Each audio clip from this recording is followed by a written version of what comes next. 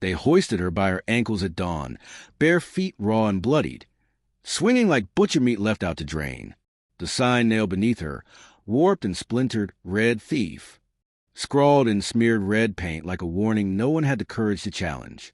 The wind slapped it sideways every few seconds, almost ashamed of its own accusation. Her name was Rhea, though in Hollow Creek, no one dared say it aloud anymore. Not since the preacher's wife took sick. Not since Rhea left that bundle of herbs, wild, bitter roots and leaves with the scent of breath and healing, on her doorstep, unasked, unpaid, but unmistakable in their purpose. They came for her the next morning, full of fire and spit, claiming she'd cursed a woman. Said the herbs were savage tricks, devil's whispers in green and soil. Claimed she was lucky they weren't burning her alive. So they strung her up outside the saloon, lashed to the hitching post like a warning shot.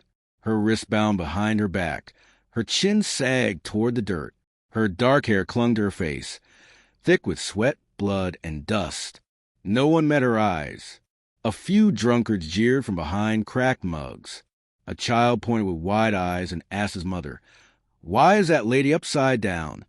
The woman tugged him away and replied flatly, "Because she broke the law."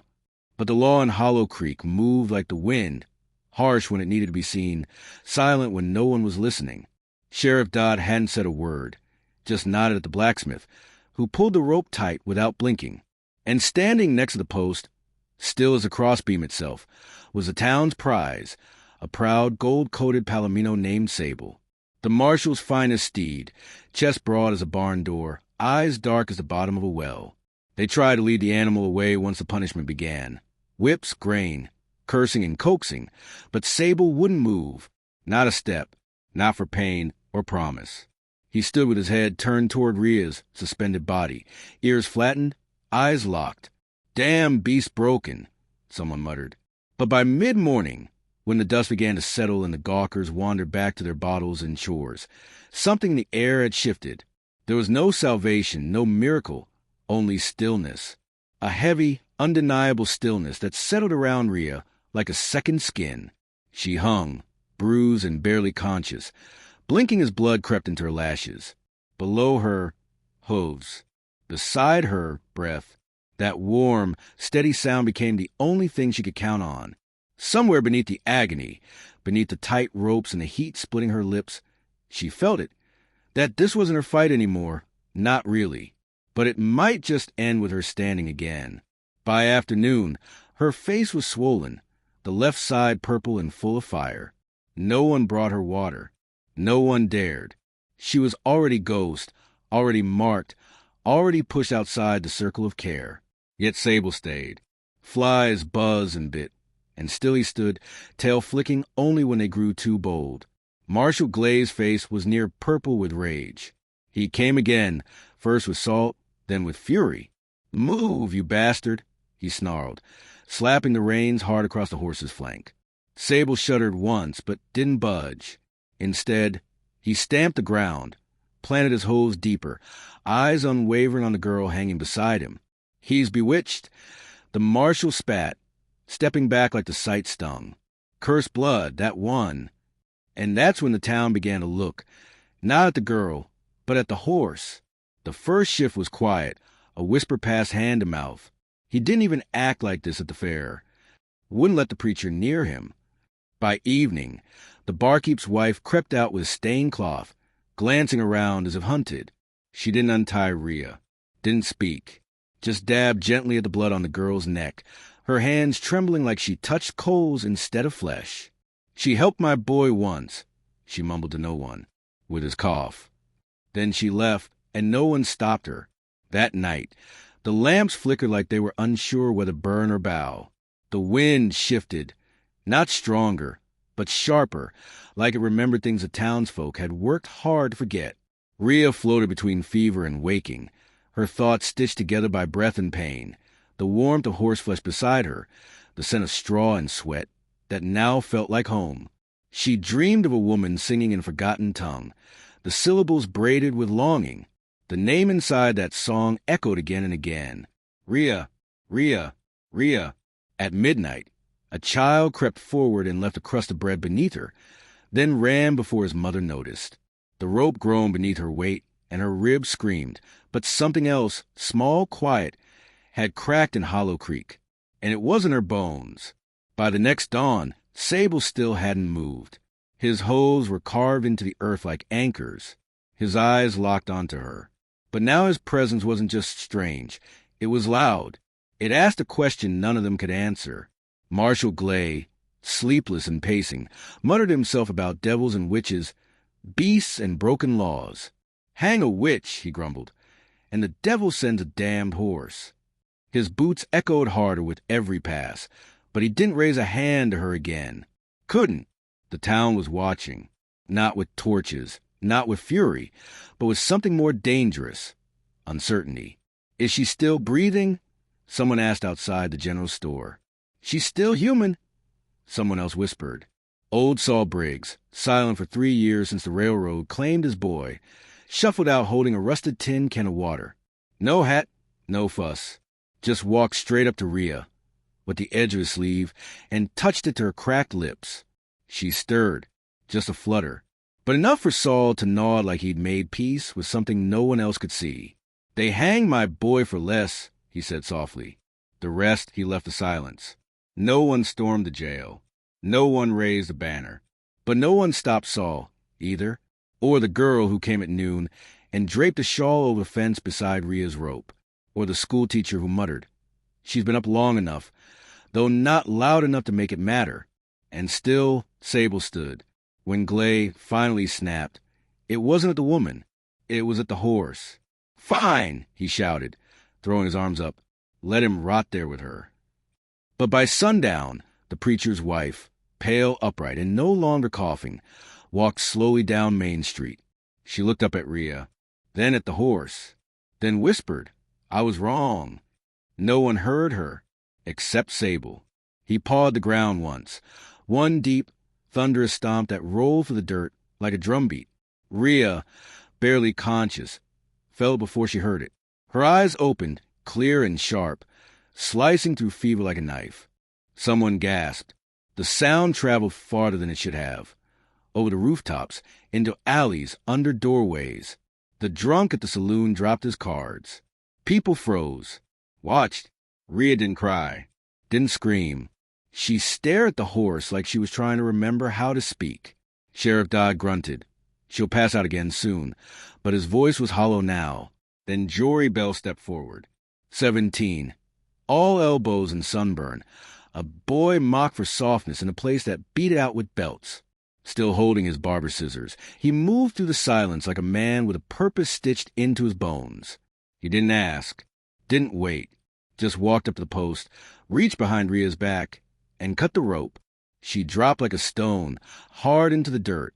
No scream, just a gasp or roll, clutching her ribs.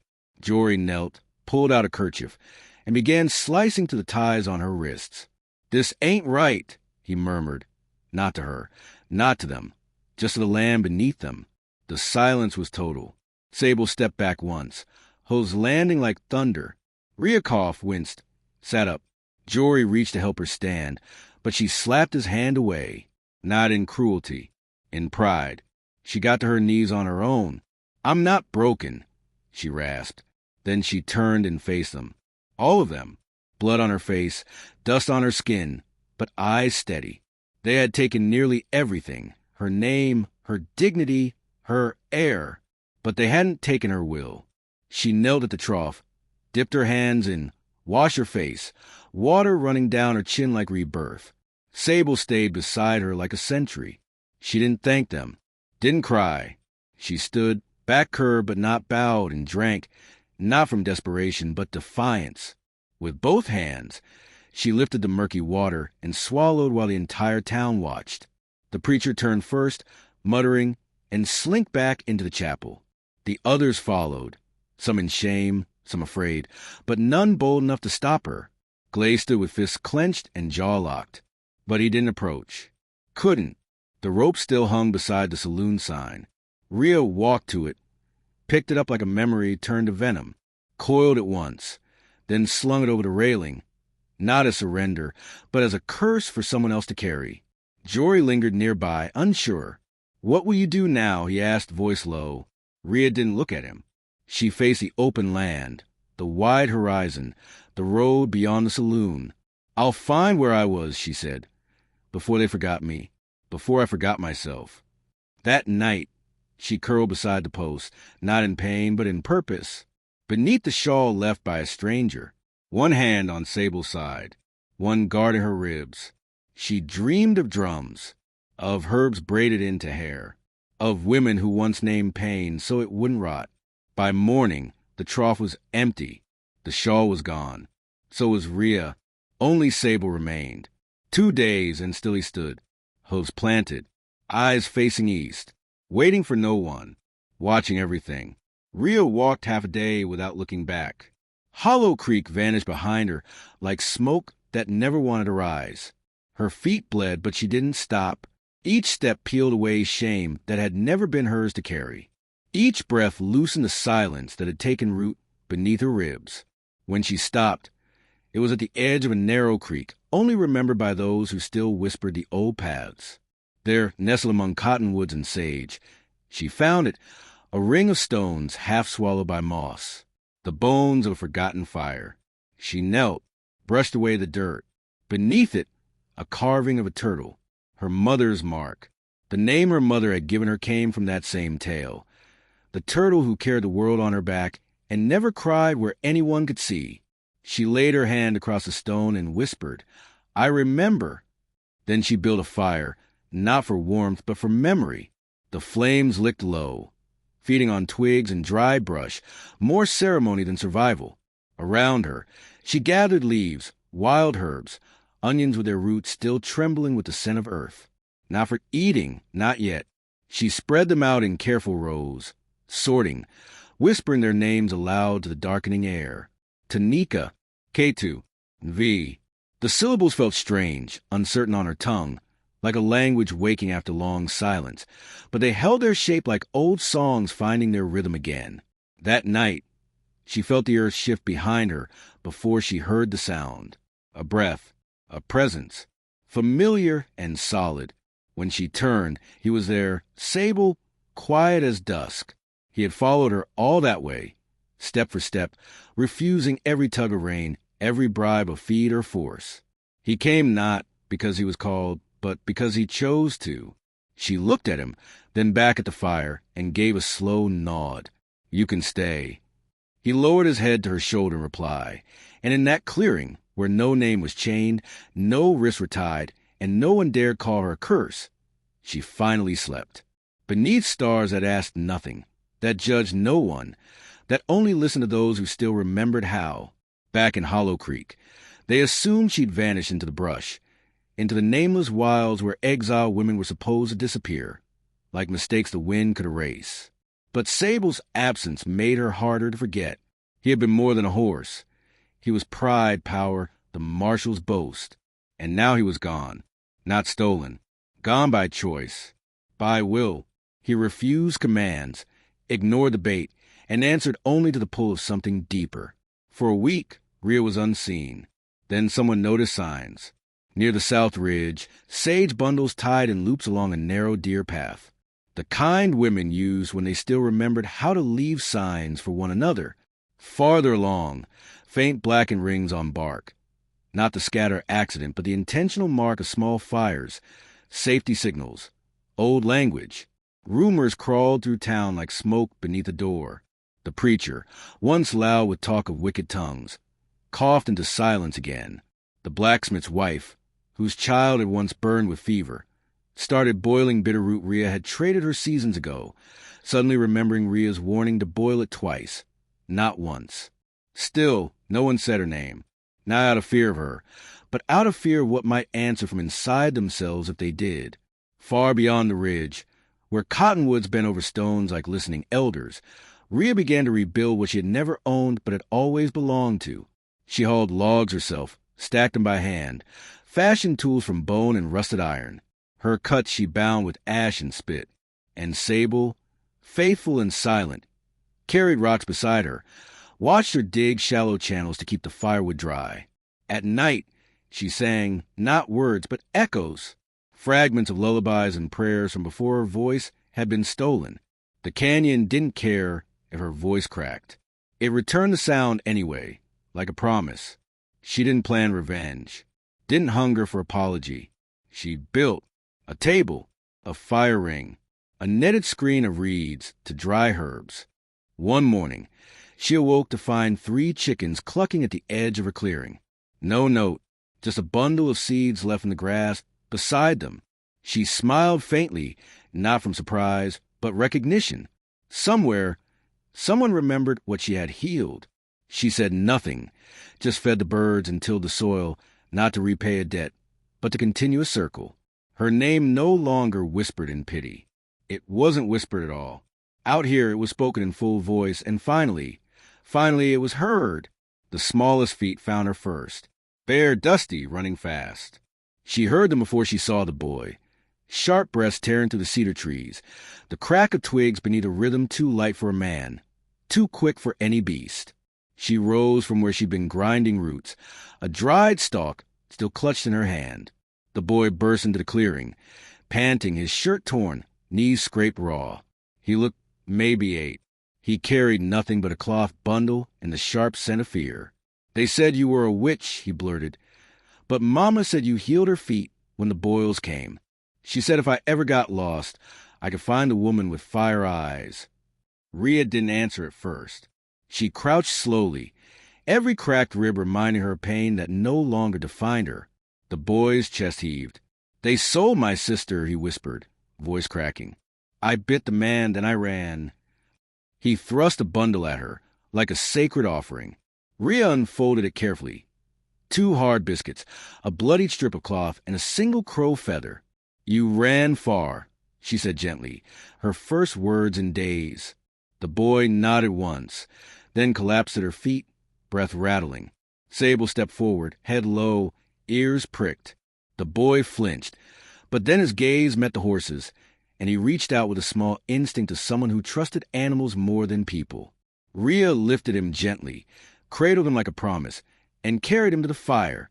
She brewed bone broth with onion, pressed a cold stone to his bruises, and placed a feather above her door, not as decoration, but as recognition.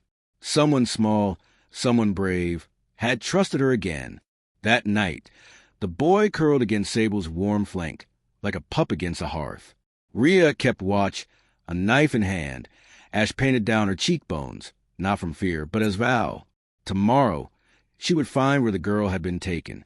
She would mark the path, teach the boy the names of stars, of roots, of stones sharp enough to cut. Not all healing was gentle. Some healing wore claws. Rhea remembered both now, how to soothe and how to survive. By the time they reached Whisper Rock, the boy was asleep on Sable's back, her pack heavy with tools and purpose. The wind turned hot and dry, carrying the acrid tang of pine smoke from somewhere far. It wasn't cleansing smoke, not the kind women burn to chase out lies. This smoke walked upright. She followed wagon ruts south for 2 days. Broken reeds, smashed berries, forgotten boot prints from impatient men. The land whispered every story she needed. She read the bent branches, the trampled brush, and listened for the ache in the soil. At a trading post brushing the edge of Lakota territory, she asked no questions. She only watched. Then she saw her, a girl maybe 10, too still for her age. She sat behind a crate of boiled corn, eyes glazed over like frost on a window pane. Rhea walked up slowly, met her eyes. "Your brother bit a man for you," she said. The girl blinked. Once, twice, her chin dropped to her chest, as if that sliver of truth had been the only thing holding her upright. A man in a cracked leather coat stepped forward, his mouth curling. "That one yours?" Rhea didn't flinch. Her voice was flat. "She is now." He chuckled, reached for her arm. Sable stepped between them, hooves planted, body solid. He didn't snort, didn't rear, just stood, immovable. The man stepped back, hands lifted, not sure if the horse or the woman was more dangerous. Rhea took the girl's hand and walked. No one followed. That night, they lay beside a fire nestled in a shallow pit carved from stone. The girl finally spoke. "Mama died from the fever. They said we were payment." Rhea nodded once. Then she handed the girl a cedar branch and taught her how to stir ash, how to read wind patterns. Beside them, the boys stirred in sleep. Rhea smiled, not because she was safe, but because someone else might be now. She was no longer just a woman who'd survived hanging. She was fire moving forward, and no soul alive dared put her out. They returned to Hollow Creek at dawn, not hiding, not begging, but walking slow, every step deliberate. The crunch of hooves, the sway of leather, the breath of children who no longer flinched at sudden noise. Rhea walked in front, braids looped tight, a bundle of sage strapped to her back. The old rope coiled loose at her waist, not as a threat, but as a reminder. No one met them in the square, not at first. But Sable's hooves struck the boards like gavel strikes. Faces peeked from windows. Shadows shifted. Some gasped. Others dropped their eyes. No one spoke. Rhea walked to the hitching post where her body had once swung. She tied the rope back in its place. High, tight, the knot still faintly stained. Then she added something new. A bundle of braided cedar and grass. A strip of torn dress. A crow feather. Not revenge. Not forgiveness. Truth. A thing they'd have to look at every single day. Marshall Glaze stepped from the boardwalk, his presence diminished, his face drawn. "You ain't got claim here," he said, voice hollow. Rhea met his eyes. "Good," she replied. "I'm not staying." Then she turned to the people watching. "I came so you'd see. What you built doesn't hold." She looked down at the children, both standing now beside her, steady and unshaking. "You taught them to be quiet. I taught them to plant." With that, she walked straight to the heart of the town, past every shuttered window and silent porch that had once turned its back on her. They passed the saloon. Jory Bell stood in the doorway, hand over his heart, eyes meeting hers with quiet pride. They passed the church. The preacher's wife held her breath. At the edge of the tree-line, the girl looked back. "Are we free now?" she asked. Rhea didn't turn. "We're fed," she said. "That's how it starts." Behind them, the rope swayed in the wind. No one touched it. Not again. Please like, share, and subscribe for more true heart tales here on Echoes of the West. If you had seen her tie that rope back herself, would you have looked away, or would you have stepped beside her? Tell us in the comments.